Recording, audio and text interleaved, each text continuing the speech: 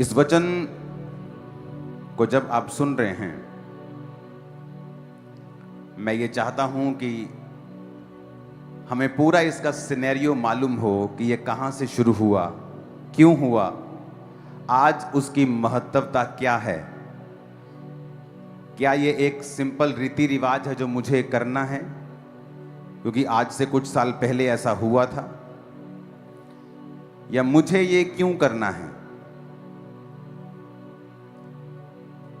आज इसका मतलब क्या है जो आप अपने हाथों में खजूरों की डालियों को लेके आए हैं।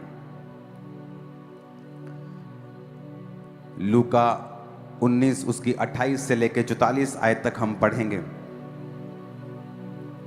जीसस क्राइस्ट के जन्म के 500 के करीब साल पहले एक भविष्यवाणी हुई थी जकरिया 9 उसकी 9 आयत में। वो भविष्यवाणी थी, उसको हम स्क्रीन के ऊपर पढ़ेंगे। हे सिय्योन, बहुत ही मगन हो, हे यरूशलेम जय जयकार कर, क्योंकि तेरा राजा तेरे पास आएगा। वह धर्मी और उद्धार पाया हुआ है, वह दीन है और वह गधे पर वरन गधी के बच्चे पर चढ़ा हुआ आएगा। ये एक प्रोफेसी थी परमेश्वर के लिए। यीशु मसीह के जन्म के 500 साल पहले एक भविष्यवाणी हुई थी और कहा गया था कि तेरा राजा तेरे पास जब आएगा वो गधे के बच्चे के ऊपर चढ़ा हुआ आएगा। हे सिय्योन, बहुत ही मगन हो। आपको मैं इसकी हिस्ट्री बता देता हूं कि परमेश्वर ने जब अपनी कौम को चुना था, परमेश्वर ये चाहता था कि मेरी कौम मेरे वचनों के अनुसार चले और ये जो हुक्म मैं उसे देता हूं ये उसको माने, और मैं अपनी कौम का राजा हूंगा और मैं अपनी कौम का अगुवा हूंगा। उसने मूसा को अपनी कौम को लीड करने के लिए ठहराया और कहा, ये सारे देश, कनानी देश, कनान के देश मैं तुम्हें दूंगा और यहां दूध और शहद की नदियां बहती हैं। तो परमेश्वर ने मूसा को भेजा, जिसने मिस्र में जाके इजराइलियों को बड़े बड़े चमत्कार करके छुड़ाया। फिर उसके बाद वो लोग चलते गए और मूसा की परीक्षा करते रहे और परमेश्वर की परीक्षा करते रहे, व्यभिचार करते रहे, बहुत चीजें करते रहे और फिर वो मरते रहे और अंत में जाकर वो उन देशों में पहुंचे। उन देशों में जब वो पहुंचे तो उन देशों की रीति के अनुसार चलने लगे, क्योंकि परमेश्वर ने कहा था जब तुम कनान पर कब्जा कर लेना तो किसी को भी उनको रखना मत, सब नाश कर देना। लेकिन बाइबल कहती है उन्होंने परमेश्वर के वचनों को तोड़ा और अपने घर में नौकरी करने के लिए, अपने खेतों में नौकरी करने के लिए उन्होंने कुछ लोगों को रखा, और वो लोग जो दूसरे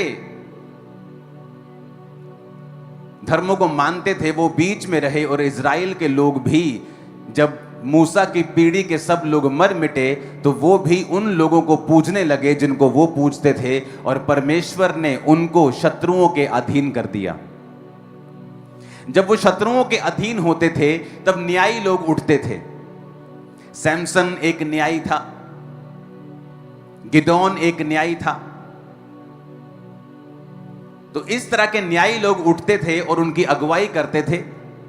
जब न्यायी मर जाता था, इजरायली फिर पाप करने लगते थे, व्यभिचार करने लगते थे, अलग अलग तरह की पूजा करने लगते थे, और परमेश्वर फिर नाराज होता था और उनको शत्रुओं के वश में कर देता था। फिर उन्होंने परमेश्वर से राजा मांगा और परमेश्वर उससे भी नाराज हुए, और प्रभु ने फिर उनको राजा दिया, शाऊल, और फिर उसके बाद दाऊद, जो परमेश्वर की मर्जी के अनुसार चला।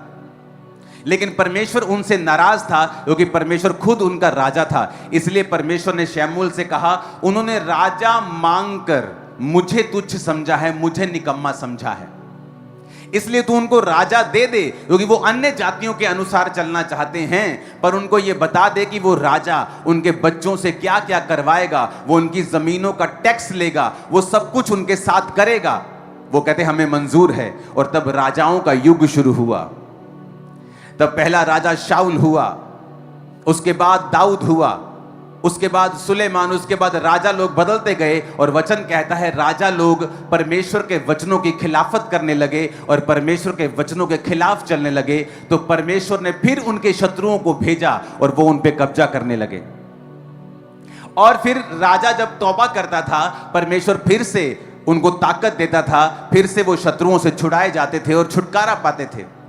और ये चलता रहा, वो परमेश्वर के खिलाफ चलते रहे, परमेश्वर उनको माफ करता रहा, कुछ तौबा करते रहे, परमेश्वर फिर उनको रिस्टोर करता रहा।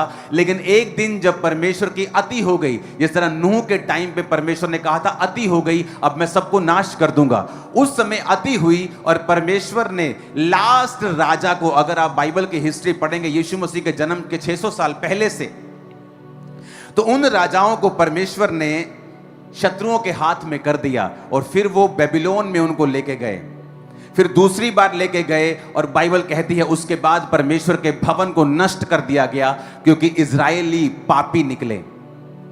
मैं ये हिस्ट्री क्यों बता रहा हूं, आपको अब समझ आएगा कि क्या पाम संडे के पीछे की क्या स्टोरी है।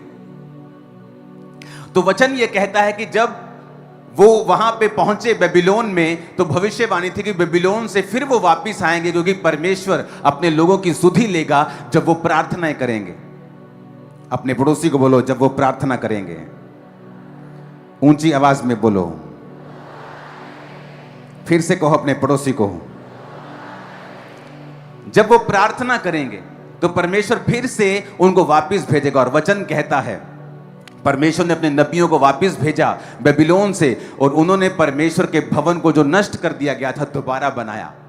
वचन ये भी कहता है कि उसके बाद नेहेम्या, परमेश्वर ने नेहेम्या को फिर से भेजा और उसने भवन के आसपास की यरूशलेम की सब दीवार को बनाया। कितने इस बात को समझ गए हैं? आपको पूरी बाइबल में समझा रहा हूं, जस्ट आपको ताकि समझ आए कि हुआ क्या था। हालेलुया। अब उस घटना के बाद साइरस ने जब यरूशलेम में ज्यूज को भेजा, यीशु मसीह के 300 साल पहले अलेक्जेंडर ने फिर वहां पे राज्य किया। यीशु मसीह के 200 साल के करीब वहां पे सीरियन लोगों ने राज्य किया। यीशु मसीह के 167 साल पहले वहां पे सब कुछ बैन कर दिया गया। यीशु मसीह को मानना, यहोवा को मानना बैन कर दिया गया। यीशु मसीह के जन्म के 165 साल पहले यहूदी लड़े और अपनी इंडिपेंडेंस को वापस लिया। अब यहां से शुरू होती है स्टोरी। यीशु मसीह के 150 साल, 160 साल पहले यहूदी लोग वापस लड़े और उन्होंने अपनी इंडिपेंडेंस को वापस ले लिया। और वहां से हनुका फेस्टिवल जो यहूदी लोग मनाते हैं, उसकी शुरुआत हुई थी। अब जब 100 साल बीत गए और वहां पे यहूदी लोग राज्य कर रहे थे, तो 2 भाई थे वहां पर, और जो वो 2 भाई थे वो यहूदी थे, और उनके बीच में लड़ाई हुई कि अब यहूदियों का राजा जो था वो कौन बनेगा। और दोनों भाई यहूदी, यहोवा को मानने वाले, आपस में लड़ने लगे। और जब वो आपस में लड़ने लगे तो जो रोमन जनरल था, पोम्पी द ग्रेट उसका नाम था, उसने उनकी लड़ाई के बारे में सुना। हालेलुया। और दोनों भाइयों ने मिस्टेक ये की कि यहोवा को मानते हुए एक अन्य जाति रोमन जनरल को कहा। दोनों भाइयों ने अपनी अपनी जगह से चिट्ठी भेजी कि हम दोनों आपस में लड़ रहे हैं, मैं राजा बनना चाहता हूं, ये राजा बनना चाहता है, तो मेरी ओर से लड़। और एक अन्य जाति राजे को अपने घर की सारी सिचुएशन बता दी। जब अन्य जाति राजे को सारी सिचुएशन मालूम हुई कि ये 2 यहूदी जिन्होंने यहूदा को अभी इंडिपेंडेंस लिए इजराइल को 100 साल हो गए थे, अब ये यहाँ पे लड़ाई शुरू हो चुकी, सिविल वॉर टाइप गृह युद्ध शुरू हो चुका है कि अब राजा कौन बनेगा। और उसने डिसाइड किया कि वो आएगा और कब्जा करेगा। और यीशु मसीह के जन्म के 6 दशक पहले उसने वहां पे कब्जा कर लिया। और वहां पर उस लड़ाई का फायदा उठा के कि एक भाई कह रहा है मेरी ओर से लड़, दूसरा कह रहा है मेरी ओर से लड़, और उसने दोनों के ऊपर कब्जा किया। और वहां से रोमन शासन की शुरुआत हुई, जिस शासन में प्रभु यीशु मसीह ने जन्म लिया। अब ध्यान से समझना, जब यहां पर आपको 60-70 साल हो चुके हैं रोमन शासन के अधीन, तब लोगों ने वचन को निकाला और वचन में लिखा था, देख सिय्योन मगन हो, क्योंकि जय जयकार कर, क्योंकि तेरा राजा तेरे पास आएगा। उनको मालूम था कि ये प्रोफेसी जो है अभी पूरी नहीं हुई है, क्योंकि कोई भी राजा गधी के बच्चे के ऊपर बैठकर हमारे पास नहीं आया है। उन्हें यह मालूम था कि अब हमसे गलती हो गई है कि हमने अपने दुश्मन को इनवाइट किया है, हमने एक अन्य जाति को, स्वर्गदूतों का न्याय करेंगे। हम वचन कहता है हम विश्वासी लोग स्वर्गदूतों का न्याय करेंगे, और इसलिए वचन कहता है क्या तुम अपने झगड़ों का न्याय नहीं कर सकते हो? तुम अन्य जातियों को इनवाइट करते हो कि तुम्हारे झगड़ों का न्याय करें? क्या तुम्हें शर्म नहीं आती है? और वचन कहता है लोगों को मालूम था ये प्रोफेसी के बारे में, क्योंकि ये यीशु मसीह के जन्म के 500 साल पहले लिखी गई थी। यानी जब ये हो रहा था रोमी शासन, ये उसके 450 साल पहले की बात है कि उसने कहा था सिय्योन बहुत ही मगन हो, हे यरूशलेम जय जयकार कर, क्योंकि तेरा राजा तेरे पास आएगा, वो धर्मी उद्धार पाया हुआ, वो दीन है, वो गधे वरन गधी के बच्चे पर चढ़ा हुआ आएगा। उनको एक आस थी, क्योंकि वो 100 साल की इंडिपेंडेंस जो उन्होंने ली थी, वो 100 साल जो उन्होंने आजादी में जिए थे, अब उनकी गलती की वजह से, उनके पाप की वजह से फिर से रोमी उन पर शासन कर रहे थे, मनमानियां कर रहे थे, मनमाने टैक्स ले रहे थे, मनमानी चीजें उनके साथ कर रहे थे, धार्मिक आजादी वहां पे खत्म हो चुकी थी। तो उनको वो प्रोफेसी याद थी कि प्रोफेसी है कि परमेश्वर अपने राजाओं, अपने राजे को भेजेगा। और इसीलिए जब प्रभु यीशु मसीह, लूका को पढ़ेंगे अब 28 आयत से, लूका 19:28 कहता है ये कहकर वह यरूशलेम की ओर उनके आगे आगे चला। थोड़ा जल्दी जल्दी आगे आगे करना प्लीज टीम। जब वह जैतून नामक पहाड़ पर बैतफगे और बेतनिया के पास पहुंचा तो उसने अपने चेलों में से 2 को ये कह के भेजा, ऊंची आवाज में कहो हालेलुया। कहता सामने के गांव में जाओ, उसमें पहुंचते ही एक गधी का बच्चा जिस पर कभी कोई नहीं चढ़ा, बंधा हुआ तुम्हें मिलेगा, उसे खोल कर ले आओ। जे कोई तेनू तानू पूछे ओ क्यों खोल दे इनू तुही, तो उनसे कहना कि ये परमेश्वर प्रभु यीशु मसीह को चाहिए। जो भेजे गए थे उन्होंने जाकर जैसा उनसे कहा गया था वैसा ही पाया। जब वो गधे के बच्चे को खोल रहे थे तो उसके मालिकों ने कहा क्यों खोलते हो इसे? चेलों ने कहा प्रभु को इसका प्रयोजन है। वे उसको यीशु के पास ले आए और वे अपने कपड़े उस बच्चे पर डालकर यीशु मसीह को उस पर बिठा दिया।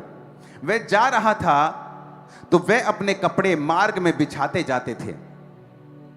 निकट आते हुए जब वह जैतून पहाड़ की ढलान पर पहुंचा तो चेलों की सारी मंडली उन सामर्थ्य के कामों के कारण जो उन्होंने देखे थे आनंदित होकर बड़े शब्द से परमेश्वर की स्तुति करने लगे। धन्य है वो राजा जो प्रभु के नाम से आता है, स्वर्ग में शांति और आकाश मंडल में महिमा हो। तब भीड़ में से कुछ फरीसी कहने लगे, हे गुरु अपने चेलों को डांट। उसने कहा मैं तुमसे कहता हूं यदि वो चुप रहे तो पत्थर चिल्ला उठेंगे। जब वह निकट आया तो उस नगर को देखकर उस पर रोया और कहा क्या ही भला होता तू ही इसी दिन कुशल की बातें जानता, परंतु अब वो तेरी बातों आंखों से छिप गई हैं। क्योंकि वो दिन तुझ पर आएंगे कि तेरे बैरी मोर्चा बांधकर तुझे घेर लेंगे, चारों ओर से तुझे दबाएंगे और तुझे और तेरे बालकों को जो तुझ में है मिट्टी में मिलाएंगे और तुझ में पत्थर पर पत्थर भी ना छोड़ेंगे, क्योंकि तूने उस अवसर को जो तुझ पर कृपा दृष्टि की गई थी ना पहचाना। अब यहां पर प्रभु यीशु मसीह ने कहा जाओ और सामने के गांव में जाओ और वहां पे तुम चौक में जाओगे तो गधी का बच्चा है तुम्हें बंधा हुआ मिलेगा। और जब तुम उसको कुछ मत पूछना किसी से किसका बच्चा है, मालिक को मत ढूंढना, सीधा उसको खोलना शुरू कर देना। जैसे तुम खोलोगे तुम्हें लोग पूछेंगे इस बच्चे को क्यों खोलते हो, कौन हो तुम? तो तुम उनको कह देना कि मुझे ये चाहिए बच्चा, मुझे प्रभु को इसका प्रयोजन है। और जब वो गांव में पहुंचे और बच्चे को खोलने लगे, जैसे ही खोलने लगे यीशु मसीह ने जो कहा था वो पूरा हुआ और मालिक की आवाज आई, ए क्यों खोल दे इनू, और प्रभु नु चाहिए पाजी। यीशु मसीह ने पे जैसा नु जाओ ले जाओ, क्योंकि वचन में लिखा था कि हे सिय्योन बहुत ही मगन हो, जय जयकार कर, क्योंकि तेरा राजा तेरे पास आएगा, गधी के बच्चे पर चढ़ा हुआ आएगा। यीशु मसीह के जन्म के 500 साल पहले यह प्रोफेसी थी और वचन कहता है जब प्रभु यीशु मसीह उस गधे के बच्चे पर चढ़े हुए यरूशलेम में प्रवेश कर रहे थे, तो लोग, अब वहां पर दो किस्म के लोग थे, याद रखना। एक वो किस्म थी जो अब तक पुराने नियम में ही जी रहे थे, जिनको यह लगता था कि अब हम फिर से आजादी को पाएंगे, अब फिर से पॉलिटिकल रिवाइवल होगा, अब फिर से हमारा राजा आया है जो हमें आजाद कर देगा, जो फिर से हमारी इंडिपेंडेंस को, हमारी आजादी को हम तक लेके आएगा और हम फिर से राज्य करेंगे। प्रभु यीशु मसीह हमारा राजा होगा। और इसलिए यीशु मसीह के चेलों की मां उनके पास आके बोलती थी, प्रभु प्रभु हम जानते हैं कि तू राजा है, इसलिए जब तू अपने राज्य में जाए तो मेरे एक बेटे को दाहिने और एक को बाहिने बिठा देना। तो प्रभु एक को फाइनेंस मिनिस्टर बना देना और एक को होम मिनिस्टर बना देना, और कोई चेला बड़ी कुर्सी पे ना बैठने पाए। मेरा एक बेटा फाइनेंस मिनिस्टर हो, वित्त मंत्री हो, और दूसरा गृह मंत्री हो। क्योंकि वो लोग अभी भी पुराने नियम में जी रहे थे, क्योंकि वो प्रोफेसी आत्मिक थी जो उनको समझ नहीं आ रही थी कि सिय्योन मगन हो और जय जयकार कर। ये आत्मिक प्रोफेसी थी। और इसीलिए जब प्रभु यीशु मसीह अपने चेलों के साथ और गधी के बच्चे पर बैठे हुए आए, क्योंकि राजा जब शांति का प्रतीक देता था तो वो हमेशा गधे पर आता था, और जब उसने लड़ना होता था वो घोड़े के ऊपर आता था। हमेशा अगर आप देखेंगे तो वो घोड़े के ऊपर आता था। उस समय जो रोमी थे, जब वो उस फेस्टिवल में आते थे, वो पूरी मिलिट्री पावर को लेके आते थे और डेमोन्स्ट्रेट करते थे। जब रोमी उस फेस्टिवल में यरूशलेम में आते थे, राजा लोग आते थे, तो वो पूरी मिलिट्री के साथ धकड़ धकड़ धकड़ धकड़ पूरा डेमोन्स्ट्रेशन करते थे पावर की। जिस तरह आज डेमोन्स्ट्रेशन होती है, मेरे पास ये मिसाइल है, ये परमाणु है, ये, तो वो भी डेमोन्स्ट्रेट करते थे उन दिनों में राजा लोग, कि प्रजा को मालूम हो, इन लोगों को मालूम हो कि हम कितने पावरफुल हैं। और दूसरी तरफ प्रभु यीशु मसीह डेमोन्स्ट्रेट नहीं कर रहे थे, बल्कि गधी के बच्चे पर, कितना साइज होता है, छोटा सा होता है गधी का बच्चा, और उस पर बैठे थे और उस पर आ रहे थे, क्योंकि वो शांति का राजकुमार था, वो शांति का राजा था। वो पॉलिटिकल रिवाइवल करने नहीं आया था, वो सरकार बनाने के लिए नहीं आया था, वो एक आत्मिक राज्य को स्थापित करने के लिए आया था, आपको और मुझको पिता के साथ मिलाने के लिए आया था। वो इसीलिए आया था। और लोगों को समझ नहीं आई, और आधे लोग तो उसको होशैना होशैना कह रहे थे, क्योंकि वो जानते थे कि इसने सामर्थ के काम किए हैं और ये मसीहा है। और आधे लोग होशैना होशैना कह रहे थे, क्योंकि उनको लगता था कि अब ये राजा बन जाएगा, ये भविष्यवाणी पूरी होगी, क्योंकि वचन में लिखा है कि वो राजा गधी के बच्चे पर चढ़ा हुआ आएगा। इसका मतलब यीशु मसीह राजा है और हमें इस हुकूमत से वो आजाद करवाएगा। इसीलिए जब प्रभु यीशु मसीह पकड़े गए, तो वही लोग जो स्वागत कर रहे थे, उनमें आधे लोग कह रहे थे, नहीं, ये वो राजा नहीं हो सकता, क्योंकि अगर ये राजा होता तो इसने अपने आप को कैसे पकड़वा दिया? ये तो लड़ता, इतने सामर्थ्य काम कर सकता है, मुर्दे जिंदा कर सकता है, तो अब सामने जो इसका राजा न्याय कर रहा है उसको हार्ट अटैक क्यों नहीं कर देता? ये अपने आप को क्यों नहीं बचा लेता? अगर ये राजा है तो हमारा राजा सैमसन देखो न्यायी कैसा था, शाऊल दाऊद कैसे राजा थे, कैसे मार देते थे। नहीं, ये हमारा राजा नहीं है। उनको नहीं मालूम था कि प्रभु यीशु मसीह ने कहा था कि मेरा राज्य यहां का नहीं है, मेरा राज्य इस धरती का नहीं है। लोग समझते क्रिश्चियन बड़े बढ़ रहे हैं, अरे इनको रोको, नए नए लॉ बनाओ, कहीं ये हम पर कब्जा ना कर लें। यीशु मसीह इतना छोटा नहीं है कि तुम पे कब्जा करे। जिसने इस पूरी दुनिया को बनाया वो इतना छोटा नहीं है कि 2 एमएलए के लिए वो तुम्हारे साथ लड़ाई करे। वो इतना छोटा नहीं है। तुम्हारी सोच छोटी हो सकती है, यीशु मसीह की सोच छोटी नहीं, उसने दुनिया को बनाया है। ऐसे ग्रह बनाए हैं जो पूरे के पूरे हीरे के हैं। ये मैं नहीं कह रहा हूं, ये साइंस कह रही है। ऐसे ग्रह हैं हमारे प्लेनेट पे जहां हीरो की बारिश होती है, रियल हीरो की बारिश होती है।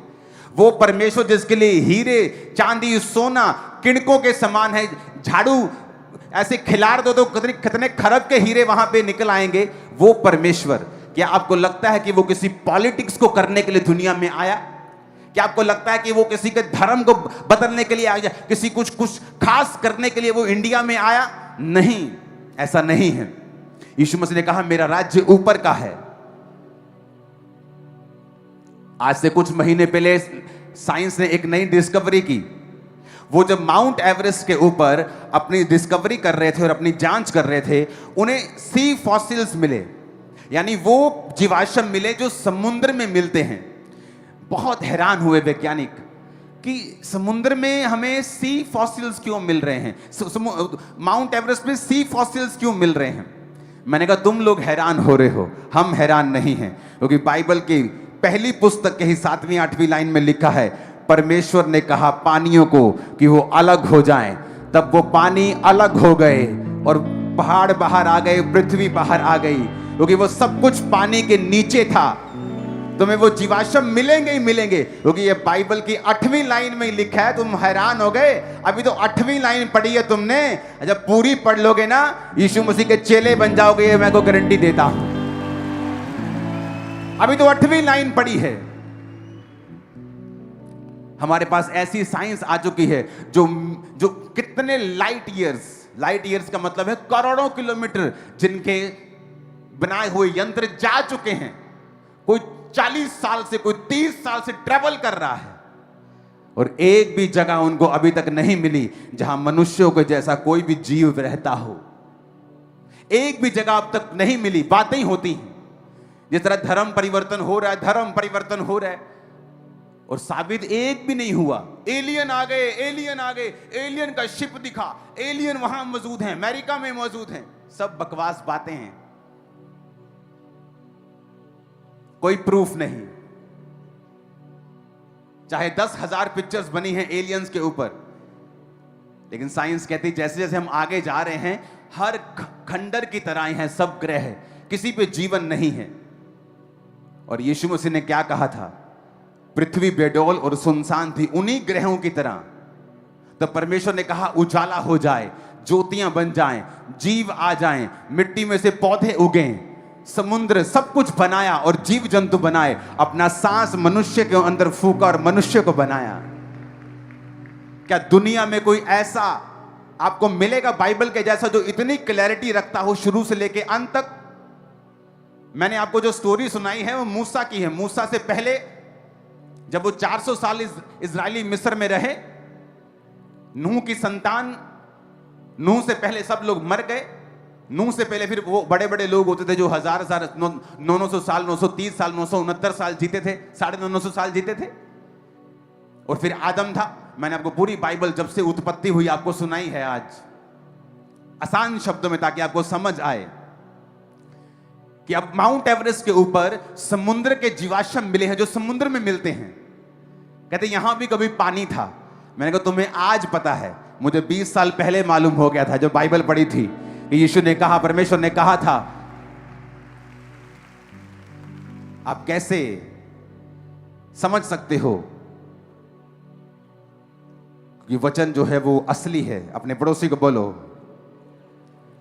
ये तेरी जिंदगी बदल सकता है। हालेलुया।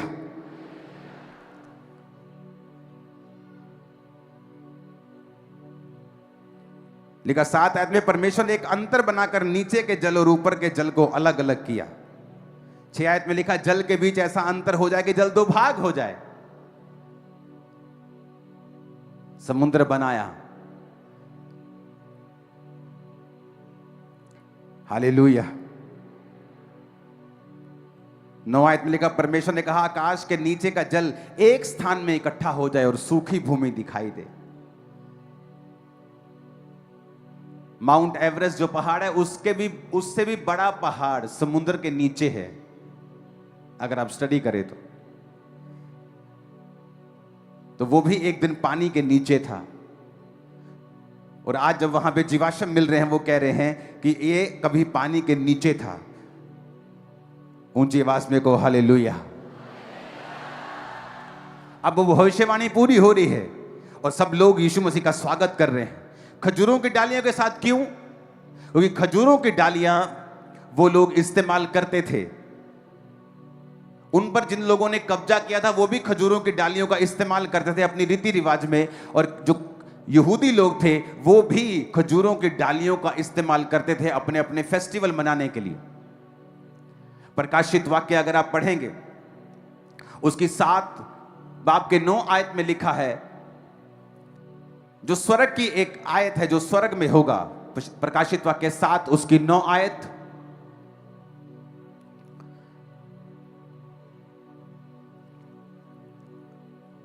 उसमें लिखा है आकाश, इसके बाद मैंने दृष्टि की, देखो हर जाति, कुल, लोग और भाषा में से एक बड़ी भीड़ जिसे कोई गिन नहीं सकता। अपने पड़ोसी को बोलो, इसके बाद मैंने दृष्टि की और देखो हर एक जाति, कुल, लोग और भाषा में से एक बड़ी भीड़ जिसे कोई गिन नहीं सकता, श्वेत वस्त्र पहने और अपने हाथों में खजूर की डालियां लिए हुए सिंहासन के सामने, मेमने के सामने खड़ी है। स्वर्ग में भी खजूर की डालियां। खजूर का मतलब है एक ऐसा पेड़ जो विषम परिस्थितियों में भी, जो रेत में भी आपको फल दे सकता है और सूखता नहीं है, जिसको बाहरी वातावरण की जरूरत नहीं है, वो लड़ सकता है, वो फल दे सकता है, वो हरा भरा भी रह सकता है। और यीशु मसीह जब आ रहे थे तो लोग कई तो ये सोच रहे थे कि ये हमारा राजा है, ये पॉलिटिकल रिवाइवल ला देगा। और कुछ लोगों को पता था, क्योंकि वो जानते थे कि इसने सामर्थ्य के काम किए हैं, ये परमेश्वर का राजा है, ये परमेश्वर का बेटा है, ये आत्मिक राज्य को स्थापित करने के लिए आया है। नहीं तो ऐसा नहीं हो सकता कि एक बार आपके साथ बड़ी भीड़ हो और दूसरे शुक्रवार ही, अगले शुक्रवार ही वो चिल्ला रही हो आधे लोग कि इसे क्रूज पर चढ़ाओ, क्योंकि उन्हें लगता था कि नहीं, ये फ्रॉड हुआ है हमारे साथ। अगर ये राजा होता तो लड़ा क्यों नहीं? क्योंकि अब यीशु मसीह वो लड़ने के लिए नहीं आए थे, अब वो बचाने के लिए आए थे। जिन लोगों को लगता है कि क्रिश्चियनिटी ये बढ़ रही है, ये लोग हम पे कब्जा कर लेंगे, तो यीशु मसीह इतने छोटे नहीं हैं कि वो इतनी छोटी सोच रखे, ना ही उसके आत्मिक लोग इतनी छोटी सोच रखते हैं।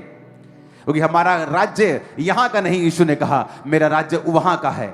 और उसने कहा कि जाओ और इस राज्य के बारे में, पिता के राज्य के बारे में, स्वर्ग के राज्य के बारे में, किंगडम के बारे में बताओ, लोगों को समझाओ कि अब तुम अगर स्वर्ग राज्य में प्रवेश करना चाहते हो तो तौबा करो और बपतिस्मा लो, क्योंकि मेरा राज्य वहां का है। वहां क्या है? वहां अंधेरा नहीं है, बीमारियां नहीं है, स्वर्ग में रोना नहीं है, रिजेक्शन नहीं है, कमी नहीं है, गरीबी नहीं है, दुख नहीं है, डिप्रेशन नहीं है, बोझ नहीं है, आनंद है, शांति है, अंधेरा नहीं है, उजाला है। हर वक्त परमेश्वर के दीदार है, परमेश्वर के दर्शन वहां होंगे, प्रभु की सेवा हम वहां करेंगे। परमेश्वर ने कहा जाओ और लोगों को इस बारे में बताओ कि मैं तुम्हें बचाने के लिए आया हूं, तुम्हें चंगा करने के लिए आया हूं, तुम्हें आजाद करने के लिए आया हूं, तुम्हें आंखें देने के लिए आया हूं, कोढ़ियों को शुद्ध करने के लिए आया हूं, और यही मेरा राज्य है। कुछ लोगों को निराशा हुई, यहूदा को भी निराशा हुई कि सब कुछ बना बनाया पड़ा है सामने, लोग परमेश्वर के साथ हैं, पैसा परमेश्वर के पास है, पता नहीं ये क्यों नहीं राजा बनना चाहता है, पता नहीं इसको क्या आत्मिक पड़ी है। दाऊद भी तो आत्मिक था, नेहम्याह भी तो आत्मिक था, ये क्यों ऐसी बातें कर रहा है, क्यों नहीं फायदा उठा रहा, क्यों नहीं लोगों की सेंटीमेंट को समझ रहा, क्यों प्रोफेसी की ओर ध्यान नहीं दे रहा कि हमारा राजा गधी के बच्चे में बैठकर आएगा, ये लगता है इसको कुछ करना ही पड़ेगा। और गया और 30 सिक्कों में जाके परमेश्वर को बेच दिया और कहा जिसको मैं चूम लूंगा आकर उसी को पकड़ लेना, क्योंकि वही मसीहा होगा। लेकिन यीशु मसीह एक बड़े मकसद से दुनिया में आए थे।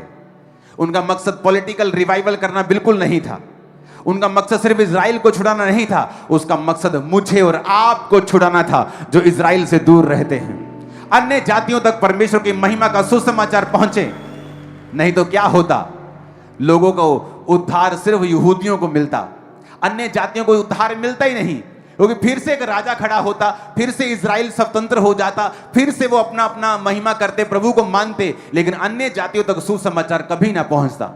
इसलिए प्रभु यीशु मसीह ने कहा जो मैं कर रहा हूं वो तुम अभी नहीं समझ रहे हो, लेकिन बाद में तुम लोग इसे समझोगे, क्योंकि पवित्र आत्मा तुम्हें समझाएगा कि मैं पॉलिटिकल रिवाइवल करने नहीं आया था, मैं धरती का राज्य स्थापित करने नहीं आया था।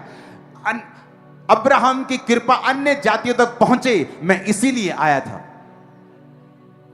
अब्राहम की आशीष अन्य जातियों तक कैसे पहुंचे? वो कृपा जो उस पे हुई वो कैसे ट्रांसफर होगी? क्योंकि वो तो उन्हीं उसी जाति में ट्रांसफर होती जाएगी। क्योंकि जब आज आप और मैं यीशु मसीह को अपना उद्धारकर्ता ग्रहण करते हैं, तो लिखा अब्राहम की आशीष जो प्रभु ने उसको कही थी वो हमारे जीवन में भी आती हैं, क्योंकि हम यीशु की संतान बनते हैं और यीशु मसीह अब्राहम की संतान में से थे। तो यीशु मसीह के दिमाग में एक बड़ा मकसद था, एक बड़ा विजन था, एक बड़ा दर्शन था, जो उस समय के लोग, बुद्धिमान लोग, पॉलिटिकल रिवाइवल सोचने वाले, अपने देश का फायदा सोचने वाले लोग यीशु मसीह को समझ नहीं पाए। वो चाहते थे कि वो पॉलिटिकल हो, वो कुछ रिवाइवल करे, लेकिन यीशु मसीह का मालूम था कि मेरा राज्य यहां का नहीं है, मैं कृपा प्रभु की अन्य जातियों तक पहुंचाना चाहता हूं। आज बहुत कमी है ज्ञान की लोगों के अंदर।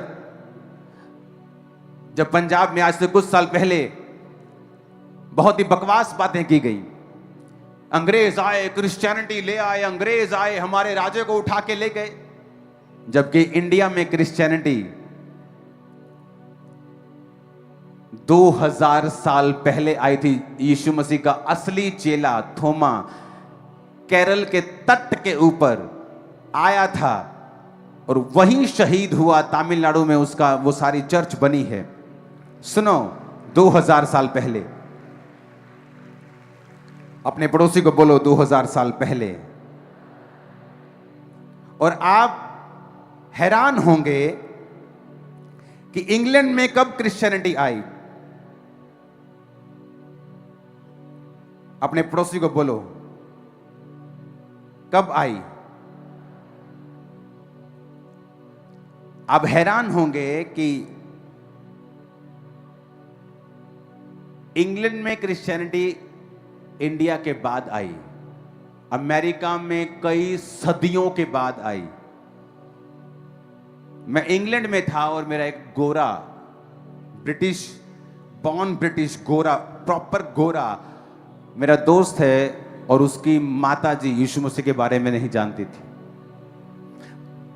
हमें लगता है कि गोरे क्रिश्चियन हैं, ये क्रिश्चियनिटी लेके आए। अगर आप इतिहास पढ़ेंगे तो गांधी जी के साथ बहुत से स्वतंत्रता सेनानी थे जो क्रिश्चियंस थे। अंग्रेजों का विरोध मिशनरीज ने किया था, ये कहकर कि तुम लोग क्रिश्चियन कहलवाते हो अपने आप को, लेकिन तुम असली क्रिश्चियन नहीं हो। और उन्होंने, मिशनरीज ने अंग्रेजों का विरोध किया था, प्रार्थनाएं की थी। क्रिश्चियनिटी इंडिया में पहली सदी में ही आ गई थी, और वहां से वो तमिलनाडु और केरल और वहां के तट में लोगों ने परमेश्वर को समझा कि प्रभु यीशु मसीह वाकई में उद्धार देने के लिए आए। ये कोई नया धर्म नहीं है, ये परमेश्वर की बात हो रही है। जिस परमेश्वर ने हमें बनाया है, जिसने सारी दुनिया को, यूनिवर्स को बनाया है, उस परमेश्वर की बात हो रही है। आप इमेजिन करो, अमेरिका में कई सदियों के बाद क्रिश्चियनिटी आई, इंग्लैंड में कई सदियों के बाद, जब भारत में आई तो इंग्लैंड में कई सदियों के बाद आई।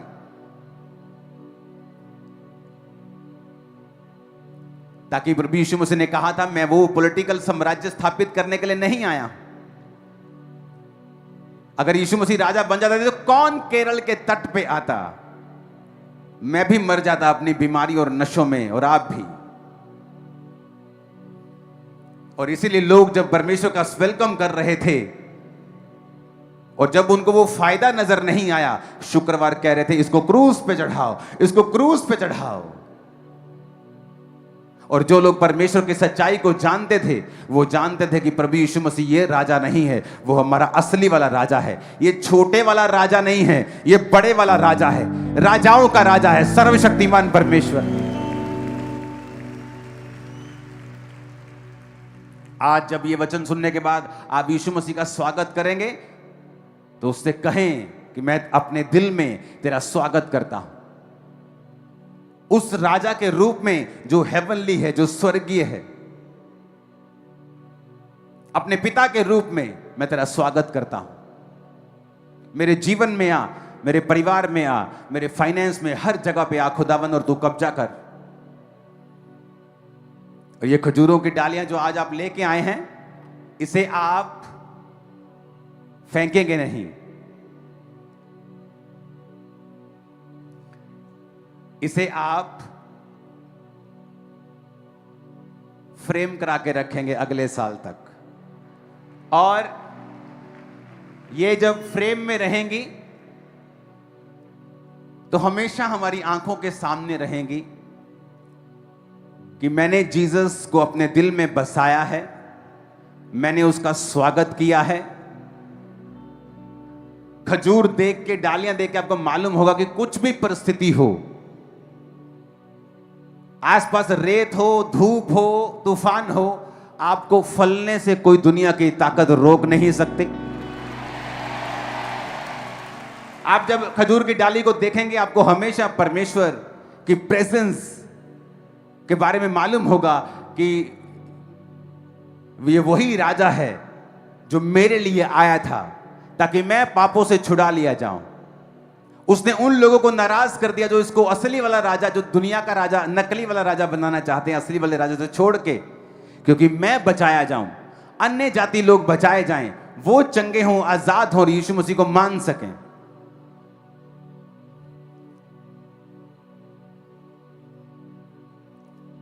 जब आप इस खजूर की डाली को देखेंगे आपके अंदर एक विजन आएगा कि मेरे आसपास कुछ भी चल रहा हो, मैं फलों से भरपूर रहूंगा, हरा भरा रहूंगा, कोई शैतान, कोई बीमारी आपको सुखा ना पाएगी इन जीसस ने।